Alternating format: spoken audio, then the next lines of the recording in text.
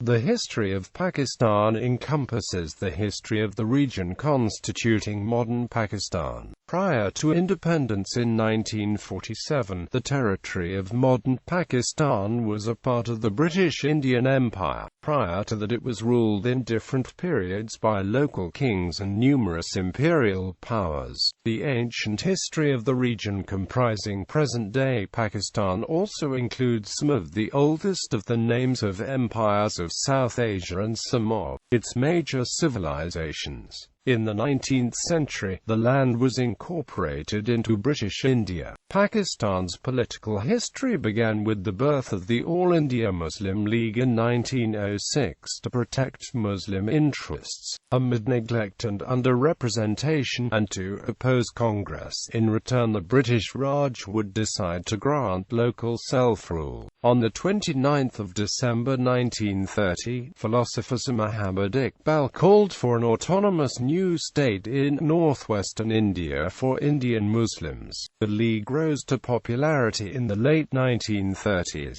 Muhammad Ali Jinnah espoused the two-nation theory and led the League to adopt the Lahore Resolution of 1940, demanding the formation of independent states in the east and the west of British India. Eventually, a successful movement led by Jinnah resulted in the partition of India and independence from Britain on the 14th of August 1947. On the 12th of March 1949, the Second Constituent Assembly of Pakistan passed the Objectives Resolution, which was proposed by the first Prime Minister Liaquat Ali Khan, proclaimed that the future constitution of Pakistan would not be modelled entirely on a European pattern, but on the ideology and democratic faith of Islam. The legislative elections in 1954 saw the Awami League coming to power and its leader Hussein Sahrawardhi becoming country's first Bengali Prime Minister. Promulgation of Constitution in 1956 led to Pakistan declaring itself Islamic Republic with the adoption of parliamentary democratic system of government. The Constitution transformed the Governor-General of Pakistan into President of Pakistan. Subsequently, Iskandar Mirza became the first president as well as first Bengali in 1956, but the democratic system was stalled after President Mirza imposed the military coup d'etat and appointed Ayub Khan as an enforcer of martial law. 2 weeks later, President Mirza was ousted by Ayub Khan. His presidency saw an era of internal instability and a second war with India in 1965. Economic grievances and political disenfranchisement in East Pakistan led to violent political tensions and armed repression, escalating into guerrilla war followed by the Third War with India. Pakistan's defeat in the war ultimately led to the secession of East Pakistan and the birth of Bangladesh. Democracy again returned, which was resumed from 1972 to 1977 under leftist Pakistan People's Party led by Zulfikar Ali Bhutto, until he was vanquished by General Zia-ul-Haq, who became the country's third military president. Pakistan's British-imposed colonial but secular policies were replaced by the new Islamic Sharia legal code, which increased religious influences on the civil service and the military. With the death of President Zia-ul-Haq in 1988, the new general elections announced the victory of PPP led by Benazir Bhutto, who was elevated as the country's first female Prime Minister of Pakistan. Over the next decade, she alternated power with conservative Pakistan Muslim League N, led by Nawaz Sharif. As the country's political and economic situation deteriorated, military tensions in the Kargil conflict with India were followed by a 1999 coup d'etat in which General Pervez Musharraf assumed executive powers, self-appointing himself as president after the resignation of President Rafiq Tara. Musharraf held nationwide general elections in 2002 to transfer the executive powers to newly elected Prime Minister Zafar Khan Jamali, who was succeeded in the 2004 by Shaukat Aziz. During the election campaign in 2007 following the parliament completing its term on 15 November 2007, Benazir Bhutto was assassinated, which resulted in a series of important political developments when left-wing alliance led by PPP, Pakistan People Party, was the fifth party in Pakistan. The people were supporting the Pakistan People Party. The historic general elections held in 2013 marked the return of PML coming to national prominence, with Prime Minister Nawaz Sharif assuming the leadership of the country for the third time in its history. Prehistory.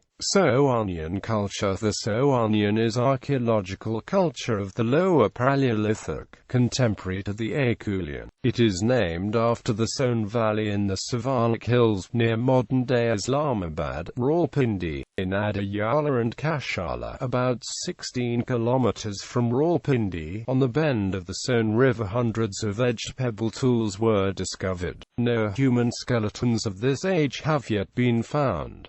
In the Soan River Gorge, many fossil-bearing rocks are exposed on the surface. The 14-million-year-old fossils of gazelle, rhinoceros, crocodile, giraffe and rodents have been found there. Some of these fossils are on display at Pakistan Museum of Natural History. Mehrgarh. Period. Mehrgarh, on the Kachi plain of Balochistan, is an important Neolithic site discovered in 1974, with early evidence of farming and herding and dentistry. Early residents lived in mud brick houses, stored grain in granaries, fashioned tools with copper ore, cultivated barley, wheat, jujubes and dates, and herded sheep, goats and cattle. As the civilization progressed, residents began to engage in crafts, including flint knapping, tanning, bead production, and metal working. The site was occupied continuously until 2600 BCE, when climatic changes began to occur. Between 2600 and 2000 BCE, region became more arid and Mehrgarh was abandoned in favor of the Indus Valley, where a new civilization was in the early stages of development. Indus Valley Civilization. The Indus Valley Civilization was a Bronze Age civilization extending throughout much of what is modern-day Pakistan today. Along with ancient Egypt and Mesopotamia, it was one of three early civilizations of the Old World, and of the three the most widespread, covering an area of 1.25 million square kilometers. It flourished in the basins of the Indus River, one of the major rivers of Asia, and the Ghaggar River, which once coursed through eastern Pakistan. At its peak, the civilization hosted a population of approximately 5 million in hundreds of settlements extending as far as the Arabian Sea, present-day southern and eastern Afghanistan, and the Himalayas. Major urban centers were at Mohenjo-Daro and Harappa, as well as an offshoot called the Guli culture in southern Balochistan, which had similar settlements, pottery and other artifacts. The civilization collapsed around 1700 BCE, though the reasons behind its fall are still unknown. Through the excavation of the Indus cities and analysis of town planning and seals, it has been inferred that the civilization had high level of sophistication in its town planning, arts, crafts, and trade. Early history. Vedic period. Early Vedic society consisted of largely pastoral groups, with later rapid urbanization having been abandoned. After the time of the Rig Veda, Aryan society became increasingly agricultural and was socially organized around the four varnas, or social classes. In addition to the Vedas, the principal texts of Hinduism, the core themes of the Sanskrit epics Ramayana and Mahabharata are said to have their ultimate origins during this period. The early Indo-Aryan presence probably corresponds, in part, to the ochre-colored pottery culture in archaeological contexts. The Kuru kingdom corresponds to the black and red ware and painted grey ware cultures and to the beginning of the Iron Age in South Asia, around 1000 BCE, as well as with the composition of the Atharva Veda. The first Vedic text to mention iron as yamarayas, literally black metal. The painted grey ware culture spanned much of northern India from about 1100 to 600 BCE. The Vedic period also established republics such as Vaishali, which existed as early as the 6th century BCE and persisted in some areas until the 4th century CE. The later part of this period corresponds with an increasing movement away from the previous tribal system towards the establishment of kingdoms, called Mahajanapadas. Achaemenid Empire. Little is known about the Achaemenid Persian invasion of modern-day Pakistan, as historical sources and evidence are scant about the easternmost regions of the empire, and fragmentary, containing little detail. There is no archaeological evidence of Achaemenid control over modern-day Pakistan, as not a single archaeological site that can be positively identified with the Achaemenid Empire has been found anywhere in Pakistan, including at Taxila. What is known about the easternmost satraps and borderlands of the Achaemenid Empire are alluded to in the Darius inscriptions and from Greek sources such as the histories of Herodotus and the later Alexander chronicles. These sources list 3 Indian tributaries of conquered territories that were subordinated to the Persian Empire and made to pay tributes to the Persian kings, Gandhara, Satyajidya and Hindush. Gandhara and Satyajidya are listed amongst the provinces inherited by Darius when he seized the throne in 522 BC in his commemorative Behistun inscription. However, the dates of the initial annexation of these 2 regions is not certain. The locations of Satyajidya and Hindush and the extent of the boundaries have not been identified either, though it is certain that these 2 tributaries existed along the river Indus, as the name Hindush is analogous with the Indus and was derived by the Persians from the Sanskrit word Sindhu. Additionally, much of what constitutes Balochistan province in southwest Pakistan formed part of the Achaemenid satrap of Gedrosia. Classical period. Empire of Alexander the Great. After the defeat of the Persian Achaemenid Empire, Alexander the Great, the Greek king from Macedonia, invaded the region of modern Pakistan and conquered much of the Punjab region. After defeating King Porus in the Battle of the Hydaspes, his battle-weary troops refused to advance further into India to engage the army of Nanda dynasty and its vanguard of trampling elephants. Alexander, therefore, proceeded southwest along the Indus Valley. Along the way, he engaged in several battles with smaller kingdoms before marching his army westward across the Makran Desert towards what is now Iran. Alexander founded several new Macedonian and Greek settlements in Gandhara, Punjab and Sindh. During that time, many Greeks settled all over in Pakistan, initiating interaction between the culture of Hellenistic Greece and the region's prevalent Hindu and Buddhist cultures. After Alexander's death in 323 BC, his Diadochi divided the empire among themselves, with the Macedonian warlord Seleucus setting up the Seleucid kingdom, which included the Indus plain. Around 250 BCE, the eastern part of the Seleucid kingdom broke away to form the Greco-Bactrian kingdom. Maurya Empire. Modern-day Pakistan was conquered by Chandragupta Maurya, who overthrew the powerful Nanda dynasty of Magadha and established the Maurya Empire. He conquered the Trans-Indu region to the west, which was under Macedonian rule, annexing Balochistan and much of what is now Afghanistan, including the modern Herat and Kandahar provinces, and then defeated the invasion led by Seleucus I,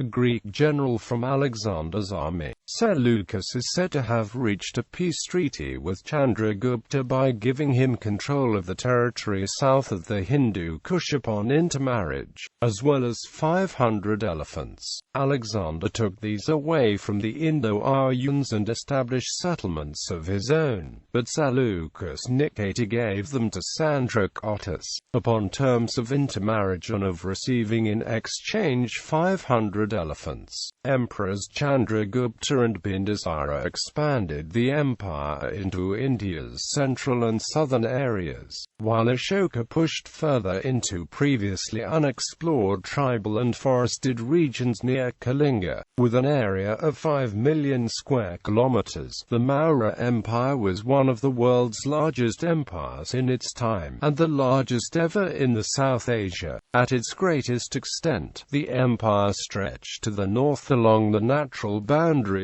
of the Himalayas, and to the east stretching into what is now Assam province near the border with modern Myanmar. Under Chandragupta and his successors, internal and external trade, agriculture and economic activities all thrived and expanded across India thanks to the creation of a single and efficient system of finance, administration, and security. Mauryan India also enjoyed an era of social harmony, religious transformation, and expansion of the sciences and of knowledge. Mauryans were followers of Buddhism and Hinduism. Chandragupta Maurya's embrace of Jainism increased social and religious renewal and reform across his society, while Ashoka's embrace of Buddhism has been said to have been the foundation of the reign of social and political peace and non-violence across all of South Asia. Ashoka sponsored the spreading of Buddhist ideals into Sri Lanka, Southeast Asia, West Asia and Mediterranean Europe. After the Kalinga War, the empire experienced half a century of peace and security under Ashoka. Mauryan Empire's decline began 60 years after Ashoka's rule ended, and it dissolved in 185 BC with the foundation of the Shunga dynasty in Magadha. Gandhara civilization. Greco-Buddhism was the syncretism between the culture of classical Greece and Buddhism in the then Gandhara region of modern Afghanistan and Pakistan. Between the 4th century BCE and the 5th century CE, it influenced the artistic development of Buddhism, and in particular Mahayana Buddhism, before it spread to Central and Eastern Asia. For the 1st century CE onward, Demetrius invaded northern India in 180 BCE as far as Pataliputra and established an Indo-Greek kingdom. To the south the Greeks captured Sind and nearby coastal areas, completing the invasion by 175 BCE and were stopped by the Indian Shunga Empire to the east. Meanwhile, in Bactria, the usurper Eucratides killed Demetrius in a battle. Although the Indo-Greeks lost part of the Gangetic Plain, their kingdom lasted nearly 2 centuries. Indo-Greeks. The Indo-Greek Menander I drove the Greco-Bactrians out of Gandhara and beyond the Hindu Kush, becoming a king shortly after his victory. His territories covered Panjshir and Kapasar in modern Afghanistan and extended to the Punjab region, with many tributaries to the south and east, possibly as far as Mathura. The capital Sagala prospered greatly under Menander's rule, and Menander is one of the few Bactrian kings mentioned by Greek authors. The classical Buddhist text Milindapanha praises Menander, saying there was none equal to Milinda in all India. His empire survived him in a fragmented manner until the last independent Greek king, Strato II, disappeared around 10 CE. Around 125 BCE, the Greco-Bactrian king Heliocles, son of Eucratides, fled from the Uish invasion of Bactria and relocated to Gandhara. pushing the Indo-Greeks east of the Jhelum River. The last known Indo-Greek ruler was Theodamas from the Bajaur area of Gandhara, mentioned on a 1st century CE signet ring, bearing the Kharosthi inscription Theodamasa. Various petty kings ruled into the early 1st century CE, until the conquests by the Scythians, Parthians and the Uash, who founded the Kushan dynasty. Indo-Scythians. The Indo-Scythians were descended from the Sakas, who migrated from southern Siberia to Pakistan and Arachosia from the middle of the 2nd century BCE to the 1st century BCE. They displaced the Indo-Greeks and ruled a kingdom that stretched from Gandhara to Mathura. The power of the Saka rulers started to decline in the 2nd century CE after the Scythians were defeated by the South Indian Emperor Gautamiputra, Satakani of the Satavahana dynasty. Later the Saka kingdom was completely destroyed by Chandragupta II of the Gupta Empire from eastern India in the 4th century. Indo-Parthians. The Indo-Parthian kingdom was ruled by the Gondopharid dynasty, named after its eponymous first ruler Gondophares. They ruled parts of present-day Afghanistan, Pakistan, and northwestern India during a slightly before the 1st century AD. For most of the history, the leading Gondopharid kings held Taxila as the residence, but during the last few years of existence the capital shifted between Kabul and Peshawar. These kings have traditionally been referred to as Indo-Parthians, as the coinage was often inspired by the Arsacid dynasty, but they probably belonged to a wider groups of Iranic tribes who lived east of Parthia proper, and there is no evidence that all the kings who assumed the title Gondophares, which means holder of glory, were even related. Christian writings claim that the apostle St. Thomas, an architect and skilled carpenter, had a long sojourn in the court of King Gondophares, had built a palace for the king at Taxila, and had also ordained leaders for the church before leaving for Indus Valley in a chariot, for sailing out to eventually reach Malabar coast. Kushan Empire. The Kushan Empire expanded out of what is now Afghanistan into the northwest of the subcontinent under the leadership of the first emperor, Kujula Kadphises, about the middle of the 1st century CE. They came of an Indo-European language-speaking Central Asian tribe called the Uashi, a branch of which was known as the Kushans. By the time of his grandson P. Kanishka the Great, the empire spread to encompass much of Afghanistan, and then the northern parts of the Indian subcontinent, at least as far as Sakketa and Sanat near Varanasi. Emperor Kanishka was a great patron of Buddhism. However, as Kushans expanded southward, the deities of the later coinage came to reflect its new Hindu majority. They played an important role in the establishment of Buddhism in India and its spread to Central Asia and China. Historian Vincent Smith said about Kanishka, he played the part of a second Ashoka in the history of Buddhism. The empire linked the Indian Ocean maritime trade with the commerce of the Silk Road through the Indus Valley, encouraging long-distance trade, particularly between China and Rome. The Kushans brought new trends to the budding and blossoming Gandhara art, which reached its peak during Kushan rule. H. G. Rowlinson commented, "The Kushan period is a fitting prelude to the age of the Guptas. By the 3rd century, their empire in India was disintegrating and the last known great emperor was Vasudeva I. Gupta Empire. The Gupta Empire existed approximately from 320 to 600 CE and covered much of the broad swathe of northern South Asia, including modern Pakistan but excluding the southern peninsula region. Founded by Maharaja Sri Gupta, the dynasty was the model of a classical civilization and was marked by extensive inventions and discoveries. The high points of this cultural creativity are magnificent architectures, sculptures and paintings. Science and political administration reached new heights during the Gupta era. Strong trade ties also made the region an important cultural center and set the region up as a base that would influence nearby kingdoms and regions. In Burma, Sri Lanka, maritime Southeast Asia and Indochina, the empire gradually declined due in part to loss of territory and imperial authority caused by their own erstwhile feudatories, and from the invasion by the Huns from Central Asia. After the collapse of the Gupta Empire in the 6th century, South Asia was again ruled by numerous regional kingdoms.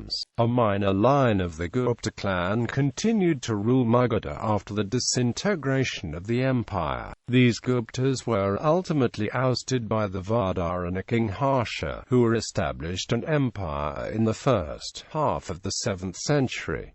Sassanid Empire. Over the next few centuries, while the Parthians and Kushans shared control of the Indus plain until the arrival of the White Huns, the Persian Sassanid Empire later dominated parts of the region as part of their easternmost territories. The White Huns, the Hephthalites, also known as the White Huns, were a nomadic confederation in Central Asia. The White Huns, who seem to have been part of the predominantly Buddhist group, established themselves in Afghanistan by the first half of the 5th century, with the capital at Bamiyan. Led by the Hun military leader Toramana, they overran the northern region of Pakistan and northwestern India and made the capital at the city of Sakala, modern Sialkot in Pakistan. Under Toramana's son, Emperor Mihirakula, who was a Saivite Hindu, Yuan Siang narrates Mihirakula's merciless persecution of Buddhists and destruction of monasteries.